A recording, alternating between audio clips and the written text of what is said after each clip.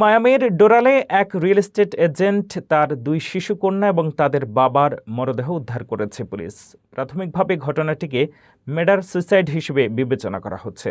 পরিবারটির দীর্ঘদিনের পারস্পরিক দ্বন্দ্বের দিকেও তদন্ত গুরুত্ব পাচ্ছে। ঘটনার প্রকৃত কারণ জানতে চলছে তদন্ত। বিস্তারিত আরও জানুন ফারজান আফরোজের প্রতিবেদনে। আমেরিকার ফ্লোরিডায় একই পরিবারের 4 সদস্যের নৃশংস হত্যাকাণ্ডে স্তব্ধ হয়ে গেছে পুরো মায়ামি শহর। নিজের ঘরের ভেতর থেকে উদ্ধার করা হয়েছে 46 বছর বয়সী খ্যাতনামা রিয়েল এস্টেট এজেন্ট মেলানি হায়ার, তার 11 ও 8 বছর বয়সী 2 নিষ্পাপ কন্যা এবং তাদের বাবার রক্তাক্ত মরদেহ।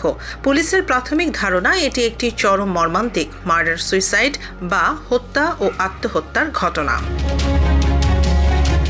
নিউ ইয়র্ক থেকে মিয়ামিতে আসা মেলানি হায়ার ছিলেন দক্ষিণ ফ্লোরিডার একজন অত্যন্ত সফল ও সুপরিচিত লাক্সারি রিয়েল এস্টেট এজেন্ট। বড় বড় সংবাদ মাধ্যমে রিয়েল এস্টেট বিশেষজ্ঞ হিসেবে নিয়মিত দেখা যেত তাকে।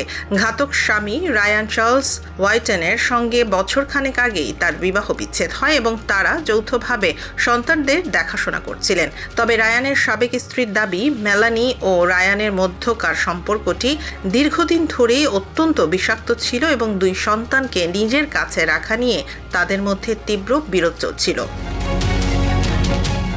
তদন্তকারীরা জানান 4 জনের শরীরেই ধারালো অস্ত্রের আঘাতের চিহ্ন রয়েছে। রায়ানের সাবেক স্ত্রী জানান, ঘটনার 3 সপ্তাহ আগে রায়ান তাকে একটি ধন্যবাদ বার্তা পাঠিয়েছিলেন, যা এখন তার কাছে রায়ানের চিরবিদায়ের গোপন বার্তা বলে মনে হচ্ছে। রায়ান তার সন্তানদের গভীরভাবে ভালোবাসলেও সবসময় আতঙ্কে থাকতেন যে মেলানি হয়তো মেয়েদের তার কাছ থেকে চিরতরে কেড়ে নেবেন। এই চরম ট্র্যাজেডিতে ডোরালের মেয়র ক্রিস্টি ফ্র্যাগা গভীর শোক প্রকাশ করে মেলানিকে একজন অত্যন্ত যত্নশীল মা হিসেবে স্মরণ করেছেন। 2 শিশুর আকস্মিক মৃত্যুতে তাদের স্কুলেও শোকের ছায়া নেমে এসেছে এবং শিক্ষার্থীদের জন্য মানসিক কাউন্সেলিংয়ের ব্যবস্থা করা হয়েছে। মায়ামি ডেড শেরিফের হোমিসাইড ব্যুরো এই ঘটনার রহস্য উদ্ঘাটনে এখনও তদন্ত চালিয়ে যাচ্ছে।